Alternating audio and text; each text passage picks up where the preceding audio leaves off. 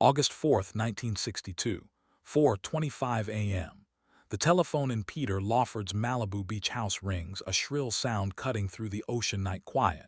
He knows who it is before he answers. He's been waiting. They told him to wait. He's already been told what to do. He lifts the receiver and hears the voice, flat, official, devoid of all emotion, delivering a three-word verdict that would echo through history. She's dead, Marilyn. But the call isn't a notification. It's an instruction. It's the first stitch in a story they would spend the next 60 years sewing shut. And for the man on the phone, a member of Hollywood's most fabled royal family, it is the beginning of a lifetime of silence, of a guilt that would gnaw at him until his own dying day. Because what happened in the hours before that call, in the quiet of a modest Brentwood home, wasn't a simple tragedy. It was an unraveling witnessed by people who were never supposed to talk. Tonight, someone finally has. To understand that night, you have to understand the woman she was in the light. Not the icon, not the symbol, but the person. The year is 1953. The premiere of Gentlemen Prefer Blondes. A hurricane of flashbulbs erupts, 1,000 suns capturing her in a blush-pink gown, a smile that seems to generate its own voltage, a laugh that sounds like champagne bubbles hitting crystal. She is the most photographed woman in the world, a vision of pure, unadulterated Hollywood alchemy. The studio publicists feed the legend, the innocent sex goddess, the deliciously dumb blonde, America's sweetheart. They build her a palace of light and tell her to live in it. And for a while she does. She masters the art of the appearance, the breathy voice, the sway of the hips, the look of wide-eyed wonder. She gives them exactly what they want. But in the silence after the cameras stop, when the last admirer has been shooed away and she's alone in a studio dressing room thick with the smell of cold cream and cigarette butts, the smile doesn't just fade. It vanishes, as if it were never there at all. The truth they airbrushed out of every studio portrait was a childhood of profound loneliness. Born Norma Jean Mortensen, shuffled between foster homes and an orphanage, a girl who learned to survive by becoming a mirror, reflecting whatever version of herself would earn a moment of love, a scrap of safety. Hollywood didn't create Marilyn Monroe. It simply found a perfect vessel for its own fantasy, a woman already an expert at performing for survival. She built the bombshell brick by brilliant brick, studying every gesture, crafting that whispery voice. She was, in many ways, her own greatest creation, but creations have creators, and creators can feel trapped by their own genius. The industry adored the image, but it had contempt for the architect. On set, she was mocked for her lateness, her insecurities, her need for take after take to get a scene right. They called her difficult, a problem.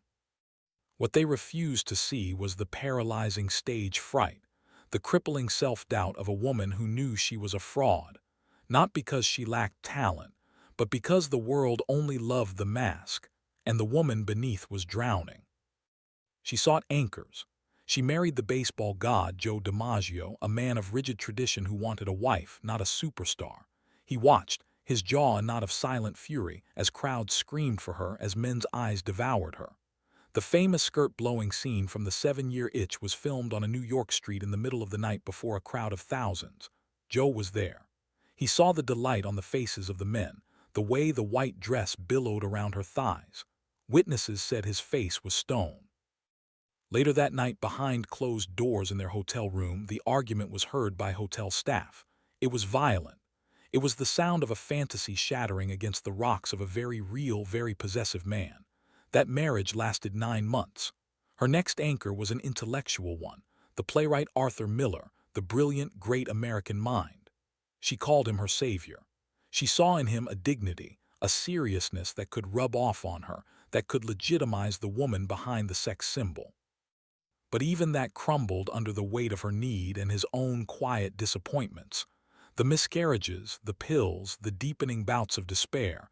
It was not the life he had written for himself. She was left, again, adrift. The anchors were all dragging her down. Now pay close attention, because this is where the story fractures. This is where the private despair collides with the public machine and the gears begin to grind.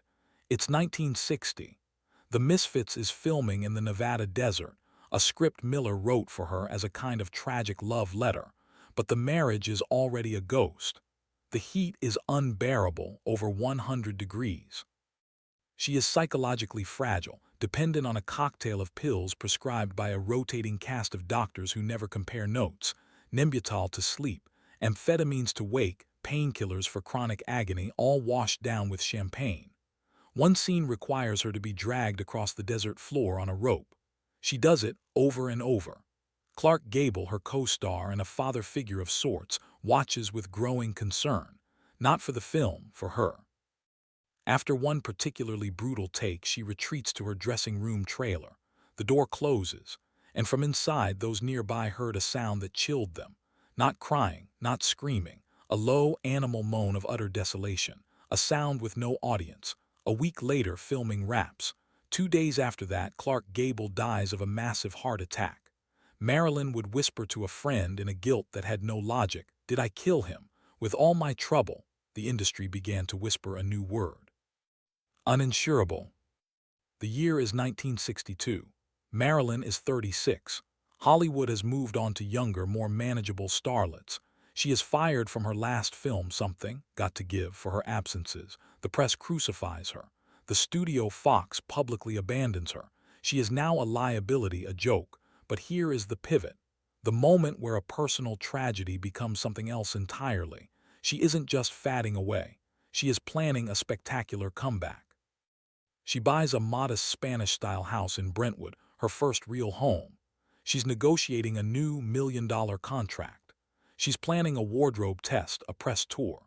She is, by all accounts from those final weeks, swinging wildly between black despair and giddy, determined optimism. And then there is the birthday. May 19th, 1962. She is asked to sing Happy Birthday to President John F. Kennedy at a massive Democratic fundraiser at Madison Square Garden. She arrives in a dress that is not so much worn as poured onto her, a sheer, rhinestone-encrusted second skin. She delivers the song in that breathless, intimate whisper, a public performance that feels shockingly private. "Happy birthday, Mr. President." The crowd roars. The political and Hollywood elite are there, smiling, clapping. But behind those smiles, a current of panic. This was too much. This was dangerous. If stories like this matter to you, if you believe that the real history of Hollywood isn't found in the Oscars acceptance speeches but in the whispers between takes, the secrets buried in studio vaults and the unspoken guilt of those left behind, then you're in the right place. This is more than a story. It's an excavation. And we at Hollywood Untold Files are asking you to join us. Hit subscribe. Become part of the small group that insists on remembering the truth, not just the legend. Because what comes next? Hollywood has spent a lifetime trying to make you forget. The summer of 1962 burns hot and slow over Los Angeles. Marilyn is a ghost in her own new home. The phone, once a constant torment of calls from agents, lovers, and journalists, has grown eerily quiet, except for one line, a private line installed by a friend with connections. The calls on this line are different. They are, according to the few who knew of its existence, conversations filled with tears, with pleading, with promises extracted and broken. She's seen packing her garden, talking to herself, or sitting for hours by the pool staring at nothing. Her housekeeper, Eunice Murray, a quiet, watchful presence hired not by Marilyn but by someone else, reports her movements to whom? That has always been the question. On Saturday, August 4th, the rhythm of the day is strange, fractured. Marilyn speaks on the phone. She argues. She cries. A friend, Pat Newcomb, her publicist, is there trying to soothe her. Another friend, the actor Peter Lawford, calls throughout the day. He later said her voice was slurred, her words a melancholy ramble. Say goodbye to Pat, say goodbye to the president, and say goodbye to yourself because you're a nice guy. The line goes dead. Afternoon deepens. Eunice Murray claims Marilyn locked herself in her bedroom. Mrs. Murray oddly spends time washing windows at night. She knits, she waits. Around 8 p.m., Dr. Ralph Greenson, her psychiatrist, arrives. He spends hours with her. This is not unusual. What is unusual is that he then leaves only to return later. He is not just her doctor, he is her confessor, her father figure, a man whose control over her life was absolute. He prescribed her medications. He guided her decisions. He was, in every sense, the keeper of the fragile psyche that was Marilyn Monroe. And on this night, he would be the last person of significance to see her alive. He would later tell police he left around 10 p.m. that Marilyn was in her bedroom, the door closed. He told Mrs. Murray to keep an eye on her. But the stories from those who have finally broken their silence decades later, paint a different, more chaotic picture. Midnight approaches. The house is quiet. Then a sound, not a scream, a phone ringing. Then frantic movement, a car arriving, not an ambulance, a private vehicle. Voices hushed but urgent. The flash of a camera. These are the fragments, the testimonies from neighbors, from people connected to the players that have leaked out over decades, stubborn weeds in the carefully manicured lawn of the official story. This is the moment the narrative splits into two parallel truths. The public one, a troubled woman alone succumbing to an accidental overdose. And the private one, the one held in the throats of a handful of people for the rest of their lives. 3:30 a.m. Eunice Murray notices a light under Marilyn's door. A phone cord, she will say, trailing out from under it. She finds the door locked. She calls Dr. Greenson. He arrives, looks through the window, and sees her. He breaks the glass pane of the French door to enter. Marilyn Monroe is lying face down on her bed, naked, clutching a telephone receiver. The room is neat. The pill bottles on the nightstand are lined up. It is a tableau of profound and somehow orderly finality. The police are not called for another half hour. This is where the cover-up begins. Not with a sinister meeting in a smoke-filled room, but with a series of small, logical, devastating decisions. The first person called after the body is discovered is not the police. It is Marilyn's press agent, Arthur Jacobs, a man who deals in stories. Then the district attorney is contacted.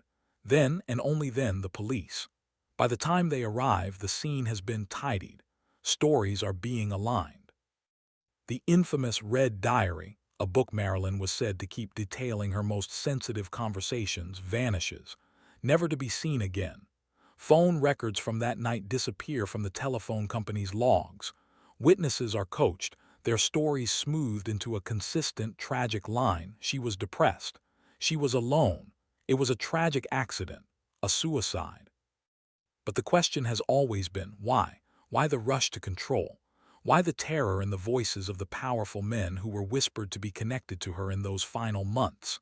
The answer lies not in what she did, but in what she knew, and in what she threatened to do. In her final weeks, Marilyn was no longer just a depressed starlet. She was a woman scorned, politically connected, and with nothing left to lose. She had been, according to multiple confidences she made to friends, involved in affairs with both President John F. Kennedy and his brother, Attorney General Robert F. Kennedy. These were not just flings. They were, for her, deep emotional connections that ended in cold, brutal dismissal. She felt used and discarded, and in her fragile, medicated state, she began to talk.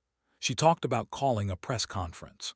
She talked about the secrets she'd been told, the private fears of the most powerful men in the world. She had become, in the parlance of the time, a national security risk. So was it murder? The official verdict says no. The whispers, the unexplained anomalies, the sheer scale of the subsequent obfuscation scream that the truth is far more complex and far more haunting. It may not have been a hand holding a pill bottle to her lips, but it was a system that isolated her. It was men who exploited her and then abandoned her when she became inconvenient. It was a Hollywood apparatus that fed her pills like candy and then blamed her for taking them. It was the chilling, calculated decision to contain a scandal rather than save a life. Her death was not a single act of violence. It was the culmination of a lifetime of violence against her spirit, her trust, her very sense of self. She didn't just die of an overdose. She died of a betrayal so vast it encompassed an industry, a political dynasty, and the very men she believed loved her. In the aftermath, the guilt ate them alive.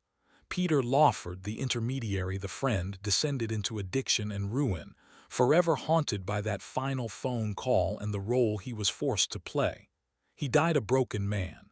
Dr. Greenson, the psychiatrist, never practiced the same again, a shadow over his reputation. The Kennedys never spoke her name publicly. Hollywood mourned her loudly in the press and quietly swept the circumstances under the red carpet. They sold her image, recycled her legend, but they buried the truth of her suffering. They turned her into exactly what she hated most: a commodity, a myth, a cautionary tale about a beautiful, fragile thing that broke. She died alone in that quiet house. That much is true, but the deeper, more devastating truth is that she had been alone for a very long time, surrounded by people, watched by millions, loved by a world that only loved a reflection. The final tragedy of Marilyn Monroe is not the mystery of her last night, but the undeniable, documented reality of all the nights that came before it. Nights spent in the unbearable silence of being the most wanted woman in the world, and the most unseen. The camera loved her, it just didn't see her, and in the end, neither did anyone else. You've made it this far, you understand now. This isn't just gossip, it's a grave. We're standing over it, listening for the echoes of a story they tried to silence. We do this not to exploit, but to exhume a kind of truth that power always tries to bury. Share this story with someone who thinks they know Hollywood history, because the real story is always in the shadows, just beyond the Klieg lights. This has been Hollywood Untold Files. Remember her, not the symbol, the woman, and ask yourself, what other graves have we been told to walk past?